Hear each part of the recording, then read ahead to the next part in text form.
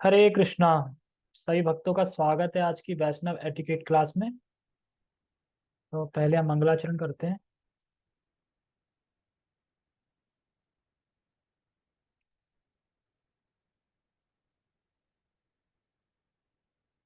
ओम अज्ञानतिमिरान्धस्य ज्ञानञ्जनशलाकया चक्षुरुन्मीलितं येन तस्मै श्रीगुरुवे नमः। श्रीचैतन्यमनोभीष्टं स्थापितं येन भूतले स्वयं रूपकदा मह्यं ददाति सपदान्तिकं। वन्देऽहं श्रीगुरो श्रीयुतापदकमलं श्रीगुरून् वैष्णवांश्च श्रीरूपं साग्रजातं सहगण रघुनाथान्वितं तं सजीवम् साधुवेतं सावधूतं परिजन सहितं कृष्ण चैतन्य देवम श्री राधा कृष्ण पादान सहगण ललिता श्री विशाखान्वितांश्च। हे कृष्ण करुणा सिंधु दीन बंधु जगतपते गोपेश गोपिका कांता राधा कांता नमस्ते। तप्त कांचन गौरांगी राधे वृंदावनेश्वरी वृषभानुसुते देवी प्रणमामि हरिप्रिये। वाञ्छाकल्पतरुभ्यश्च कृपा सिन्धुभ्य एव च पतितानां पावनेभ्यो वैष्णवेभ्यो नमो नमः। जय श्री कृष्ण चैतन्य प्रभु नित्यानंद श्री अद्वैत गदाधर श्रीवासादि गौर भक्तवृंद।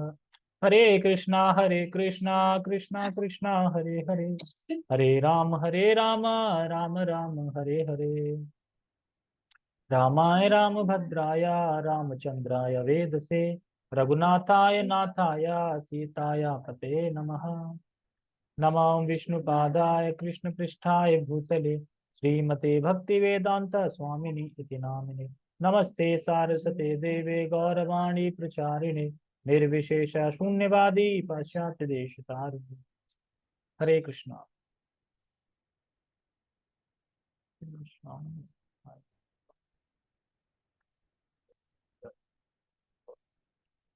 ठीक ठीक है, तो आज हम भगवत गीता नहीं कर रहे हैं, ठीक है। आज हम वैष्णव एटिकेट कर, जो हमारा बचा हुआ था वैष्णव एटिकेट उसको हम पूरा करते हैं। उसके बाद फिर जो बचेगा वो पढ़ लेना, ठीक है। परिनिष्ठ होंगे तो उनको पढ़ लेना, पढ़ेगा तो कोई नहीं पर पढ़ लेना, ठीक है। तो पिछले हफ्ते हमने बात करी थी पद यात्रा पे, नगर संकीर्तन पे, जो कि हाल ही में नवंबर में हुआ था। लाल किला से पद यात्रा संकीर्तन यात्रा निकलती है और आगे तक जाती है 2-4 किलोमीटर आगे तक, और फिर रिटर्न आती है। बड़ा आनंद आता है उसमें, पद यात्रा में। तो हमने ये सब चर्चा करी थी और अभी हम लास्ट भाग में चल रहे हैं, और आज हम चर्चा करेंगे कीर्तन और पंडाल के कार्यक्रम और सर्व सामान्य नियम। सर्व सामान्य नियम, सामान्य मतलब ये सभी के लिए है, जरूरी नहीं है वो डिवोटी हो या ना डिवोटी हो, सबके लिए जो नियम है वो बताएंगे इसमें।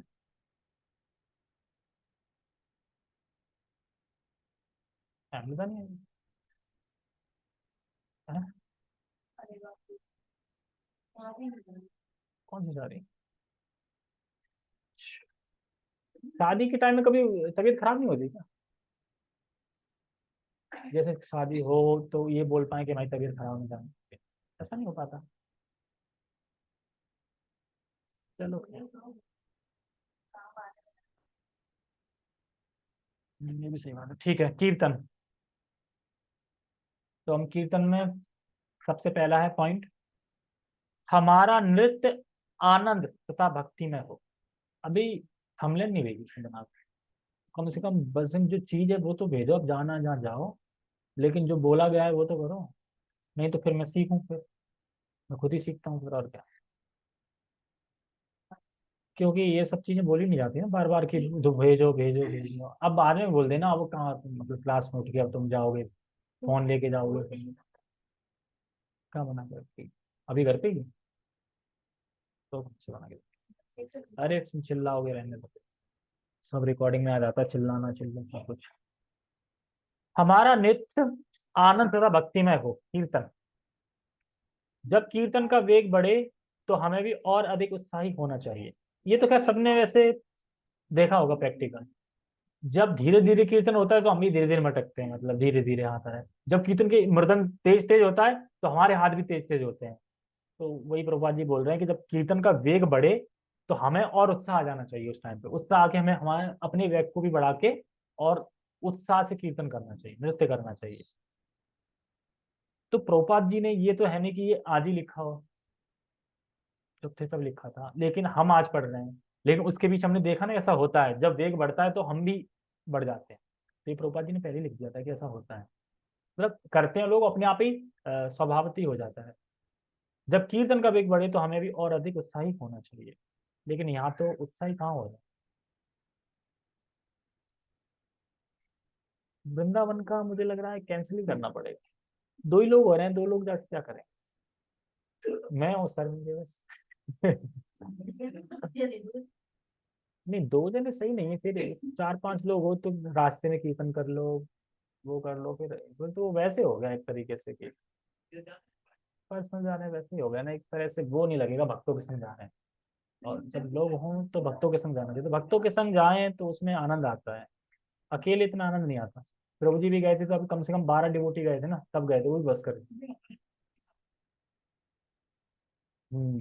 तो हमारा नित्य आनंद भक्ति में ठीक पढ़ लिया देखो, परंतु हमारे उत्साह से हमारी विशिष्ट मर्यादा का उल्लंघन ना हो, इसका पूरा ध्यान रखें। अब ये नहीं है कि वेग बढ़ा तो ऐसा वेग बढ़ गया कि हाथ किसी में पड़ रहे हैं, डिवोटी में कोई कुछ पड़ रहे हैं, या फिर खुद ही गिर गए, या बेहोश हो गए, या चक्कर आ गया, या प्यास लग गई, गला सूख गया।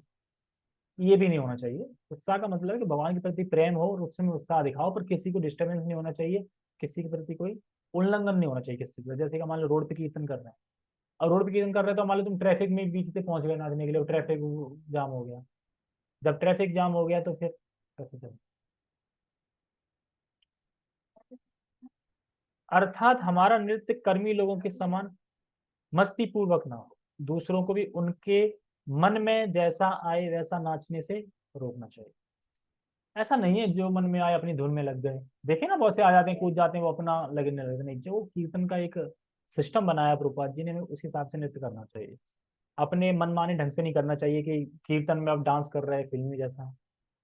मान लो होता है ना कि, लेकिन ऐसे डिवोटी तो नहीं करते, बाहर के आ जाते हैं वो जरूर मटकने लगते हैं, लेकिन ये डिवोटी के लिए। नंबर 2 पॉइंट, कीर्तन में उत्साह से गाएं एवं नृत्य करें। अब ऐसे नहीं कीर्तन गा रहा है क्या, तो मैं बाहर के कुछ कह चुका, मैं कह रहा हूँ अगर ऐसा करते भी तो बाहर के करते हैं, डिवोटी तो नहीं करेंगे, ये कह रहा हूँ। और जब वो डिवोटी हो जाएंगे तो वो भी नहीं करेंगे, वो भी डिवोटी। तो ये बोल रहे हैं, ठीक है।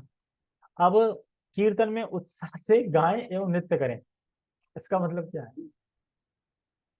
हमने देखा है कि कभी कोई हमारा फेवरेट स्पीकर होता है तो हमें बड़ा आनंद आता है, हाँ, और कोई आ गया ऐसे ही धीरे धीरे गा रहा है हरे कृष्णा, अब उसकी धुनी ऐसी लग रही है, अपने मरी मरी लग रही है, तो हमें नहीं लग रही।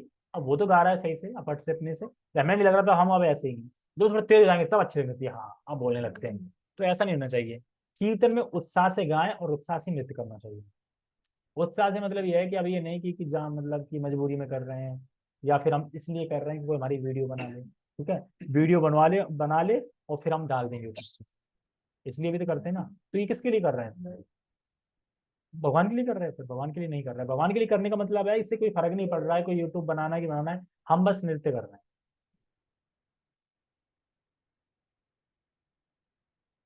अच्छा पता है उसे वैष्णव टिकट होगी, ठीक है।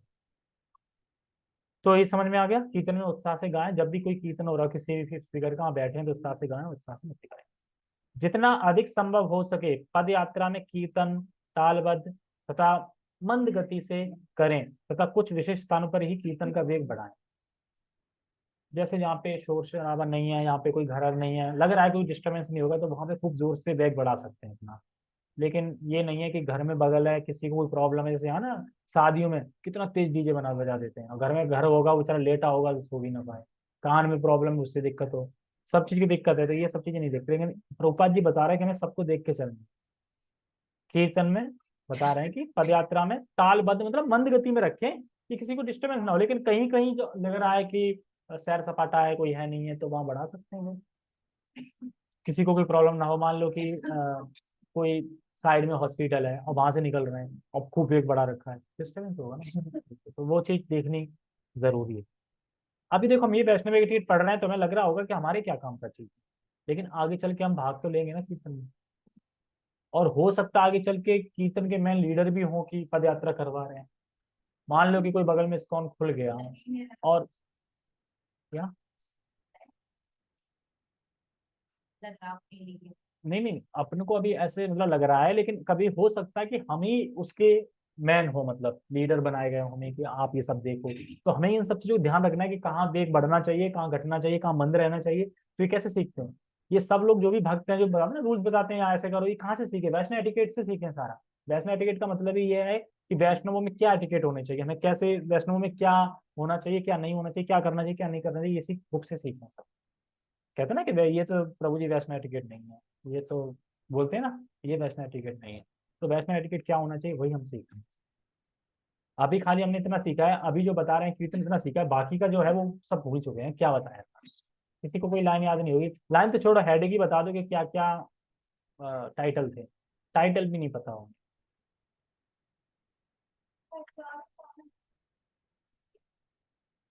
कौन, कब और कितने समय के लिए कीर्तन करेगा, इसकी सूची बनाई जानी चाहिए तथा कीर्तन सेवा के प्रमुख व्यक्ति को इस सूची की पूरी जानकारी होनी चाहिए। ये समझ में आया? ये क्या है? ये वो है कि होता है ना, कभी कभी हम पद यात्रा में अगर कीर्तन कर रहे हैं तो सबकी लिस्ट होती है कि 15-20 मिनट ये कीर्तन करेंगे, फिर फिर 15-20 मिनट के बाद फिर कोई कीर्तन करेगा, इस तरीके से। तो इसकी लिस्ट होनी चाहिए, तो नाम से, और जो मैन लीडर होगा वो देखते रहे कि अब इसका नंबर है, अब इसका नंबर, इसका नंबर, क्योंकि सब तो गा नहीं सकते। जैसे मायापुर हम गए थे ट्रिप पे, तो मायापुर में भी क्या हो रहा था, गा रहे थे ना ज्यादातर वहां पे तो महाप्रभु के हो रहा था कीर्तन। तो जो गा रहा था 15 मिनट बाद फिर कोई और गा रहा था, 15 मिनट बाद फिर कोई और गा रहा था, ऐसे और ऐसे ही नाइट कीर्तन में भी होता है। कभी कभी इस्कॉन में क्या होता है, नाइट कीर्तन होता है। नाइट कीर्तन मतलब पूरी रात 24 घंटे कीर्तन। दिन में तो कर लेते हैं, तो रात को भी टाइम स्लॉट मिलता है, जैसे कि आपको 1:30 से 2, किसी को 2 से 2:30, पर होता आधे घंटे का, ये ज्यादा नहीं होता कि 1 घंटे कर भी नहीं पाएंगे, थोड़ा आधे आधे घंटे हो तो किसी को पता नहीं चलता ज्यादा, आधे घंटे बैठे और तुरंत तुम धुन मिलाओगे अपने, तब तक 15 मिनट 20 मिनट करोगे, आधे घंटे कुछ पता नहीं। कीर्तन सेवा के प्रमुख भक्त ही इस बात का निर्णय लेंगे कि किस स्थान पर कितनी देर रुकना है, और ऐसे भक्तों का रथ पर स्थित भक्तों से उचित तालमेल होना चाहिए। मतलब जो लीडर है वहाँ के, जो निर्णय लेने वाले हैं, उनको पता है कि कहाँ पे रथ कितनी देर रुकना है, कितनी देर रोकना है हमें, फिर चलना है, फिर कितनी देर रोकना है। तो जो रथ चला रहा है और जो निर्णय लेने वाला है, उन दोनों का तालमेल होना चाहिए। वो बोले रुको मतलब रुको, ऐसा नहीं कि वो अपना अलग चल रहा है, ये कह रहे हैं रुको, वो रुक ही नहीं रहा। ऐसे नहीं, तो सारी व्यवस्था पहले से एकदम क्लियर होनी चाहिए, तब ये पद यात्रा कीर्तन संकीर्तन यात्रा हो पाती है। ऐसे नहीं कि ऐसे ही चल रहा है, ऐसे नहीं चल रहा है, बाकायदा इस्कॉन में एकदम सब कुछ होता है कि कहाँ कौन कब क्या कैसे रुकना है, कब क्या करना है, सबको खबर रहती है उसकी। करताल, करताल तथा मृदंग वादकों को एक दूसरे से सहयोग करके तालबद्ध कीर्तन करने में सहायता करनी चाहिए। उन्हें कीर्तन गायक के वेग के साथ संतुलन बनाना चाहिए, उन्हें अपने वेग से संतुलन साधने के लिए विवश ना करें। देखो, जब हम गाते हैं, मान लो कि कोई गा रहा है लेकिन वो कीर्तन करताल नहीं बजा रहा है, करताल कोई अलग बजा रहा है, तो वो करताल उसी के हिसाब से जाएगा जो गा रहा है। लेकिन कभी कभी गाने वाला अगर धुन जैसे चेंज हो गई या वो हो गई, तो करताल ऐसा नहीं है कि अब उसी की जबरदस्ती कर रहा है। तो दोनों को एक दूसरे का ध्यान रखना चाहिए कि जैसे होता है ना, हम गा रहे हैं, कभी कभी थोड़ा सांस आ गई तो करताल बंदी करनी पड़ेगी तुम उस टाइम पे, क्योंकि धुन बिगड़ जाएगी। फिर थोड़ी देर हो गई तो फिर वहीं से धन मिला के फिर से स्टार्ट कर देंगे, होता है ना कीर्तन में। तो ऐसे ही करना चाहिए, मतलब कि कीर्तन जो गा रहा है उसी के ताल से बजानी चाहिए। ऐसा नहीं कि वो बजा रहा है 3 ताल वाली और ये जल्दी जल्दी वाली 4 वाली लगा दी, या 2 वाली जल्दी जल्दी वाली लगा दी, तो फिर बिगड़ जाएगा।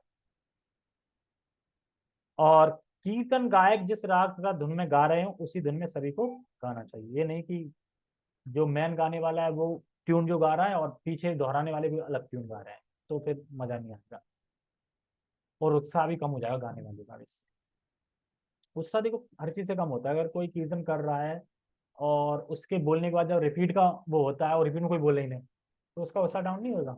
बैनर कोई कथा ही कर रहा हो और सब आपस में बतरा रहे हो, आपस में बातें कर रहे हो, तो कथा वाले का कैसा लगेगा? उत्साह ही नहीं होगा, फिर उत्साह मतलब कम हो जाएगा, फिर वो क्या बोलेगा, किसके लिए बोलेगा? जैसे उत्साह कम होता है। ठीक है, अब आए पंडाल कार्यक्रम। पंडाल कार्यक्रम समझते हैं? पंडाल लगाने के बाद जैसे कि कथा वगैरह पंडाल में, तो उसके भी नियम दिए प्रभुपाद जी ने सब बताया। पंडाल में होने वाले कार्यक्रमों के समय या तो भक्त दी गई सेवा करे, अथवा पंडाल में होने वाले प्रवचन और कीर्तन आदि कार्यक्रमों में सक्रिय भाग ले। तो पंडाल में जब कार्यक्रम कोई होता है तो भक्त को अगर कोई सेवा दी गई है, सेवा भी करे अपनी, और पंडाल में जब प्रवचन का कीर्तन आदि कार्यक्रम हो सक्रिय भाग भी ले। मतलब जब पंडाल सजता है तो सेवा दी जाती है कि आप ये करो, आप ये करो, सेवा करना है वो अपनी। लेकिन जब कार्यक्रम स्टार्ट हो जाता है, कीर्तन कथा स्टार्ट हो गई, तो ऐसा नहीं है कि उसे सेवा दी गई तो अब सेवा में चला गया, वो अब सुन ही नहीं रहा है, उसको भी बैठ के उसमें भाग लेना चाहिए, सुनना चाहिए। प्रसाद के समय इसमें तो एकदम नंबर वन पे आगे रहते हैं प्रसाद के समय। प्रसाद तो बस पता चल रहा है कब होगा, है ना, टाइम पे पहुंच जाते, सभी पहुंच जाते। प्रसाद के समय अतिथि बच्चों तथा माताओं को प्रदान कर। देखो, अतिथि मतलब जो बाहर के आए हैं, जो इस्कॉन के मतलब इस्कॉन में आए हैं, पहली बार आए हैं, जो गेस्ट हैं एक तरीके से अतिथि में, उनको पहले देना चाहिए मतलब प्रसाद, और बच्चों को देना चाहिए और माताओं को देना चाहिए, उसके बाद फिर हमें ग्रहण करना चाहिए। ठीक है। प्रसाद वितरण करने वाले भक्त योग मात्रा में ही, अर्थात ना अधिक और ना कम। ऐसा नहीं कि इतनी भीड़ हो गई कि एक ही लाइन में पांच पांच छह घूम रहे हैं, जगह ही नहीं बची, ऐसा भी नहीं कि एक लाइन में एक ही घूम रहा है, मतलब ना ज्यादा कम ना ज्यादा कम। और प्रेम पूर्वक प्रसाद वितरण करें, ये बहुत जरूरी है। देखो, प्रसाद का वितरण बहुत लोग करते हैं, लेकिन प्रेम पूर्वक प्रसाद ग्रहण कर वो वितरण करना ये एक अलग ही। सामने वाले को बहुत अच्छा लगता है क्योंकि प्रेम से देना, प्रभु जी कितना लेंगे, बोलेंगे ठीक है प्रभु जी। मतलब, और एक तो बस ऐसे ही परसते जा रहे हैं और पता चला कि वो उसका रसगुल्ला रखा था, उसी में वो सब्जी गिर गई, सब रसगुल्ला बिगाड़ दिया, प्रभु जी सॉरी गया। ऐसे नहीं, प्रेम पूर्वक मतलब सामने वाला। प्रसाद वितरण उद्दंड तथा दूसरों को खराब लगे ऐसा व्यवहार ना करे। देखो सारे ना, मान लो कि तुमने मिक्सी कर दिया पूरे उसके, तो गया पूरा टेस्ट बिगाड़ दिया, उसी में चावल डाल दी, उसी में कड़ी चावल तो चलो ठीक है, उसी में सब्जी डाल दी, उसमें पूरी रख दी, उसी में सब डाल दिया, मिक्स कर दी। तो ऐसा ना करें, खराब ना करें और व्यवहार ना करें। प्रसाद कम हो तो क्या करें फिर? प्रसाद कम हो तो वितरक नम्रता तथा चतुराई पूर्वक उसका वितरण करें। लोग जब प्रसाद वितरण केंद्र पर आए तब उन्हें भागना नहीं चाहिए। प्रसाद वितरण में है तो ऐसा नहीं है कम हो रहा है तो यार भाग लो पालो, बंद हो जाए, खत्म हो जाए, या फिर कम हो गया है तो जो, हाँ बहाना क्या लिखा था, हाँ भगाना नहीं चाहिए, अच्छा, मतलब जो आ रहे हैं खाने, मैंने सोचा बहाना नहीं चाहिए, अच्छा भागना नहीं चाहिए, मैंने ये पढ़ा है, ये इसमें भगाना नहीं चाहिए, अच्छा भागना नहीं, भगाना नहीं चाहिए, इसका मतलब वही है कि जो बैठे हैं उनको जितना है उतना दो, कि देखो प्रभु जी प्रसाद कम है, अब जहाँ पे दो दो पूड़ी थी वहां पे एक एक पूड़ी कर दो, सबको दो पर, इस तरीके से। ठीक है। अब आ गए ऊ, यानी सर्व सामान्य नियम, और ये लास्ट है। ठीक है, सब खुश हो गए एकदम सुन के, लास्ट है। हाँ जल्दी खत्म होगा 18 को। ठीक है। सर्व सामान्य नियम, हमें जो सेवा दी गई हो उसे निपुणता से तथा उत्तरदायित्व के साथ करना चाहिए। हम जिस स्थान पर सेवा कर रहे हैं वह स्थान अथवा वह सेवा उस सेवा के प्रमुख व्यक्ति को सूचित किए बिना छोड़कर हमें नहीं जाना चाहिए। तो हमें अगर किसी ने सेवा दी है हमारे सीनियर ने, तो हमें वो सेवा पूरी करनी चाहिए। ऐसा नहीं कि उस सेवा से बीच की छोड़ के चले जाते, तो प्रभु जी थोड़ा आप यहाँ खड़े हो जाओ, थोड़ा ये सेवा कर लो, अब मैं अभी आता हूँ, अब खड़े रहे प्रभु जी आ ही नहीं रहा, भाग गए, ऐसा नहीं करते। और पूरे निपुणता से करना चाहिए और पूरे उत्तरदायित्व लेके, मतलब जो सेवा दी गई है उसको मैं अच्छे से निभाऊंगा, मतलब अच्छे से करूंगा पूरा, एक तरह से ये देखो कि मेरा ही मतलब, जैसे कि खुद की जिम्मेदारी जो होती है ना, उस तरीके से। ये नहीं कि बिगड़ रहा है तो बिगड़ रहा है, टेम्पल का हमारा क्या, हम तो खड़े करने के लिए बोल दिए हैं तो खड़े हैं। जो सेवा, मान लो सेवा दी गई है, देखो कि कोई प्रसाद बिगड़ाए ना, प्रसाद खराब ना करे, तो अब ये नहीं कि तो इसकॉन का बिगड़े बिगड़े जाए, हमें क्या दिक्कत है, बस बैठना है तो बैठे रहते, नहीं। कहने का मतलब देखना है, कहीं कोई कर रहा है तो उसे रोकना भी है और सही भी करना है। ये सेवा है, मतलब निपुणता से और उत्तरदायित्व के साथ करना। भगाना, हाँ भगाना पता गया, वो कभी चश्मा नहीं लगाना इसलिए। और जैसे आज मैं गीता डिस्ट्रीब्यूट कर रहा था, तो आज मैंने ज्यादा नहीं करी है, 12:30 से 3:30 बस। और श्वेत प्रभु थे मेरे साथ। तो एक तो पहले एक फैमिली आई, मतलब एक फैमिली आई, तो मैं कृष्णा बुक दिखा रहा था, तो गीता उनके पास थी ऑलरेडी। तो मैंने कहा फिर आप कृष्णा बुक ले जाइए, तो उनकी एक लड़की थी, मतलब माता जी थी। तो माता जी कह रही थी हाँ मैं पढ़ूंगी, मतलब लड़की थी, तो मैं पढ़ूंगी मतलब, तो कहना पढ़ लो कि हाँ हाँ मैं पढ़ूंगी, मैंने कहा अच्छी बुक है पढ़ेंगे तो बहुत कुछ है। तो बाकी कह रही थी कि हम भी मतलब इस्कॉन जाते हैं, अभी कल ही गए थे इस्कॉन, जाते रहते हैं इस्कॉन, भगवदगीता तो है हम पे, और बाकी हम वृंदावन भी जाते हैं। तो फिर मैंने उसे और बताया इस्कॉन के बारे में कि हम धाम भी जाते हैं, ट्रिप भी ले जाते हैं फैमिली को, आप उसमें भाग ले सकते हैं, और भी बताया कि फीस्ट वगैरह होती है तब आप आ सकते हैं। तो कह रही है 280 रुपये ज्यादा लग रहे हैं कृष्णा को। मैंने कहा माता जी जब आप इस फोन में फीस्ट खाएंगे ना, तो आपको ये लगेगी और देना चाहिए था, अभी नहीं लगेगा, खाने के बाद लगेगा, क्योंकि प्रसाद मिलता ही रहेगा। अच्छा हमने तो नहीं खाया था, हमने बस खिचड़ी खाई, क्योंकि जो प्रसाद फीस्ट है वो नहीं खाया होगा उन्होंने। मैंने कहा ठीक है हम बुलाएंगे, तो फिर उन्होंने कहा ठीक है हम नंबर सेव कर देते हैं, मैंने नंबर सेव करता, मुझे व्हाट्सएप पे मैसेज कर देना। हाँ स्टोव के कैलाश में, इसमें आएंगे वो। फिर उसके बाद वो कृष्णा बुक लेके चले गए। फिर एक आया था, स्टूडेंट था, मतलब स्टूडेंट था, तो कह रहा था मुझे शौक है भगवद गीता पढ़ने का। और उसकी बहन थी कि सच में पढ़ना है, हाँ पढ़ना है। मतलब उसकी बहन थी तो कह रहा ठीक है दे दो, कि इजीली पढ़ लोगे, मतलब कोई दिक्कत नहीं, मैंने इसे पढ़ के तुम अच्छे से अगर पढ़ाई कर रहे हो तो अच्छे से और पढ़ाई करोगे, जिम्मेदारी निभाओगे और पढ़ लोगे तो इस्कॉन जरूर आओगे। तो कह रहा इस्कॉन तो आना ही है। यानी वो भक्त बनेगा ही बनेगा, क्योंकि वो कह रहा है इस्कॉन तो आना ही है। यानी अब वो पढ़ेगा। नंबर उसने ले लिया है, मेरा मेरा नंबर सेव कर लिया उसने, कर लिया मैंने कहा जब भी आओ फोन कर लेना मुझे, हो सकता है कभी ना कभी फोन करेगा। और फीस होगी उससे पहले अगर फोन कर दिया तो जरूर बुलाऊंगा उसको। तो वो स्टूडेंट है, तो स्टूडेंट जल्दी आ जाते हैं, जुड़ जाते हैं स्टूडेंट। तो ये सब हम खड़े हैं और बहुत से लोग ऐसे जा रहे हैं धंधा बना लिया है। और एक तो वो आया था, हम ही भगवान, मैं ही भगवान। वो आया और उसने गीता देखी तो प्रणाम, कृष्णा बुक देखी प्रणाम, ये अब तो भगवान को बेच रहे हैं। मैंने प्रभु जी क्या करें, जब भगवान को कोई खरीदना रहा है तो फिर हमें लाना पड़ रहा है बेचने के लिए, कोई ले नहीं रहा, समझ नहीं रहा। तो कह रहे आपको दिख नहीं रहे भगवान, मैंने कहा है, मैं ही तो भगवान हूँ।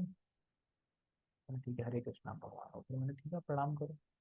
फिर और प्रणाम करके और चला, कह रहा मजाक कर रहा, पता नहीं मजाक कर रहा। एक बूढ़े से अंकल आए थे, बूढ़े से अंकल आए थे, मैं जात से ब्राह्मण हूँ, धोती कुर्ता पहनने से कोई ब्राह्मण नहीं बन जाता, मैं ब्राह्मण हूँ और कोई लक्षण नहीं दिख रहा ब्राह्मण के, तुम लोग सब गीता प्रेस ही गीता है बस, गोरखपुर वाली गीता वही गीता है, बाकी सब बकवास। मैंने पढ़ी है, पढ़ी है कभी, पढ़ी होगी नहीं, बस गीता प्रेस है ना, गीता ने प्रेस तो बंद कर दी, अब गीता प्रेस से गीता नहीं आ रही है, यही है। तो अभी भी बहुत से लोग हैं जो कि ऐसे मिलते हैं, तो उनसे हम कुछ नहीं कहते, हरे कृष्णा कह देते हैं, ठीक है हरे कृष्णा आप चाहो। बहुत से ऐसे हैं। एक तो ऐसा पागल सा आया था, अब मुंह भी कर रहा हरे कृष्णा हरे कृष्णा हरे कृष्णा, हट ही नहीं रहा, चढ़े बैठ रहा, वो वहां से हटना ही पड़ा मुझे। ऐसे ऐसे पागल हैं चांदनी चौक पे, तो वो है। लेकिन बहुत अच्छे लोग भी आते हैं, स्टूडेंट भी आए जैसे जिन्होंने ली। और शोहित प्रभु के पास तो काफी लोग आए एक साथ, एक फैमिली दो भगवदगीता ले गई थी इंग्लिश से हिंदी। और एक तो लड़की सी आई थी, वो तो मतलब समझदार थी, तुरंत उसने बोला भगवदगीता कितने की है, मतलब शोहित प्रभु से बोला कितने की, इंग्लिश चाहिए, इंग्लिश देख के उसने खोल के ठीक है कितने की, 270 की, तुरंत उसने, क्योंकि ऑनलाइन पेमेंट थी तो वो उनके पास थी नहीं, मैंने मेरे नंबर पे कर दिया, तो मेरे नंबर पे करवाई तुरंत। इसने ये भी नहीं बोला कि महंगी है, क्योंकि वो उस स्थान पे थी, वो समझ गई। वो दूसरे अगर हम 300 बोलते 300 भी दे देती, 300 की, लेकिन मुंह से 270 निकला, 270 की नहीं। ठीक है, तो हम कहाँ पे थे, थोड़ा गीता डिस्ट्रीब्यूट की बात होनी चाहिए ना, ताकि उत्साह आए कि गीता करनी। हाँ, माता जी भी बांटती हैं इसको, उनमें मैंने देखा है काफी माता जी। ठीक है, तो हमें जो सेवा दी गई है वो उत्तरदायित्व से करें, हम जिस टाइम पे सेवा कर रहे हैं तो ठीक है, छोड़कर जाना नहीं चाहिए। ओके, आगे पढ़ते हैं। अभिभावक अपने बच्चों का ध्यान रखें, विशेष रूप से पद यात्रा एवं पंडाल में, होता है ना भीड़ भाड़ा का ज्यादा होता है। आप अपनी महत्वपूर्ण वस्तुओं तथा धन के लिए स्वयं उत्तरदायी हैं, आपको जितने धन की आवश्यकता है उतना ही लेकर आए तथा उसका उचित ध्यान रखें। तो प्रभुपाद जी लक्ष्मी बता रहे हैं कि लक्ष्मी भी इंपॉर्टेंट है और सही से रखें संभाल के, ऐसा नहीं है कि लक्ष्मी को ही ले जाए। और रहने वाले स्थान को छोड़ने से पूर्व इस बात की जांच कर ले कि कोई वस्तु छूट नहीं जाए, जैसे कि पंडाल पे बैठे हैं कथा सुन रहे हैं, तो जब देख लें छोड़ने से पहले कुछ हमारा छूट तो नहीं गया। ये सामान्य बात है, ये सामान्य, क्योंकि अरे डिवोटी को भी इतना वो है कि मतलब कुछ रह ना गया हो, मतलब उससे इतनी अटैचमेंट है, सामान्य बात है, ऐसा होना चाहिए। मतलब डिवोटी है तो क्या मतलब लक्ष्मी नहीं है डिवोटी है। ठीक है, परिशिष्ट वन हम देख लेते हैं, तिलक लगाने की विधि। पद्म पुराण में कहा गया है कि तिलक के मध्य भाग में श्री विष्णु निवास करते हैं। श्रील प्रभुपाद श्रीमद् भागवतम के तात्पर्य में तिलक का गुणगान करते हुए लिखते हैं, कलयुग में सोना चांदी इत्यादि आभूषण प्राप्त करना अत्यंत कठिन है, किंतु शरीर के 12 स्थानों पर तिलक मंगलमय आभूषण है और शरीर को शुद्ध करने के लिए पर्याप्त है। अब सोना चांदी तो वैसे ही महंगा है, और उस दिन पड़ा था ना थोड़ा, लेकिन उस दिन नेट चला नहीं था, बंद कर दिया था ना। तो 12 स्थानों पर तिलक मंगलमय होता है, तो इसलिए बीच के उस भाग को लीपापोती ना करें। तिलक के बाएं भाग में ब्रह्मा जी एवं दाएं भाग में सदाशिव निवास होता है, इसलिए तिलक से सुशोभित शरीर को भगवान श्री विष्णु का मंदिर माना जाता है। नाक के ऊपर केवल 3/4 भाग पर ही तिलक तुलसी का चिन्ह लगाना चाहिए। 3/4 मतलब इतना, इतना होता है, तुलसी जितना होती है उतनी, ऐसा नहीं कि लेप लिया यहाँ तक। कुछ लोग ना ऐसे वो निकाल देते हैं चार सी पूरी, वो पता नहीं इसमें लिखा हमें वैसे लगाना है। इसलिए तिलक शोभित श्री विष्णु का मंदिर माना जाता है। मंदिर तभी तो माना जाएगा ना सही से, एकदम तुलसी एकदम एकदम बढ़िया चरण, मतलब चरण है एक तरीके से। नाक के ऊपर तीन ताई, ये तो लिखे थे नहीं लगा, ठीक है। तिलक के बीच की खाली स्थान दोनों भौं से लेकर कपाल पर बाहों बालों तक होनी चाहिए। नाक के ऊपर का बालों यहाँ तक।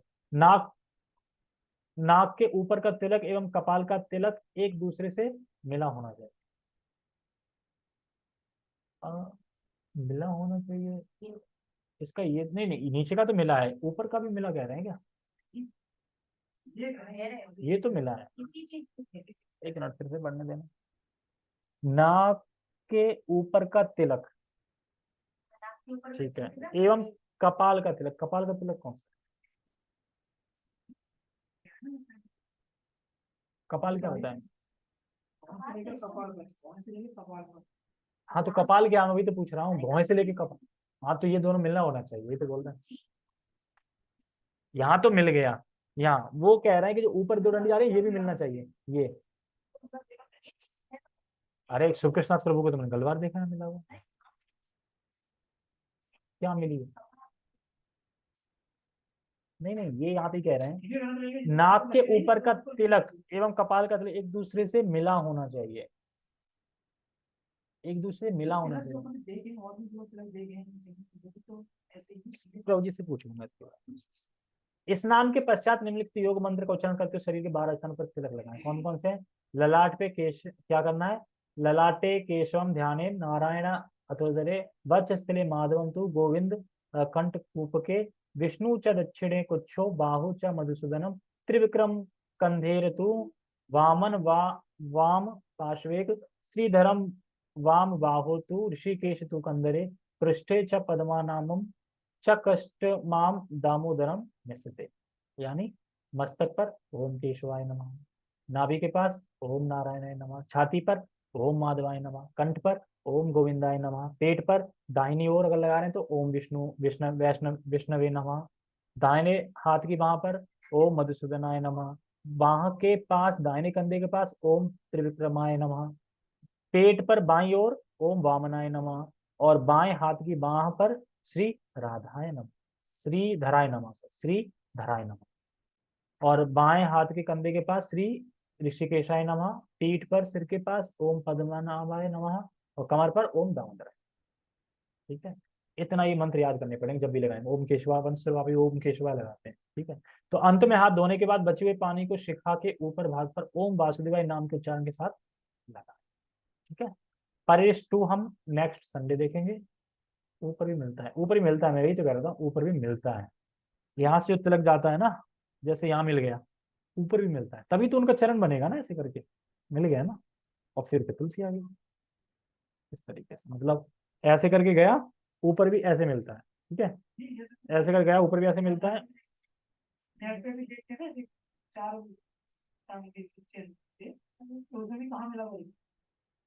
अरे वो तो एक सिंबल हो गया वो ऐसे करके, लेकिन यहाँ पे जैसे हाथ से लगाते हैं ना, अब पता नहीं, अब पूछ लेंगे, अब मैं क्लियर नहीं कह सकता। ठीक है, भिंड के प्रभु जी को पता होगा, उनको पूछ लेगा, कौशल पूछ लेगा कि ऊपर भी तिलक जैसे कि नीचे ऐसे मिला है, ऊपर भी ऐसे मिला है, ऐसे पूछना है। ओके, बहुत बहुत धन्यवाद सभी का। ठीक है, ओके, बहुत बहुत धन्यवाद। हरे कृष्णा। जगत गुरु शिला प्रभुपाद की जय। गौर प्रेमानंदे। हरि हरि। हरे कृष्णा।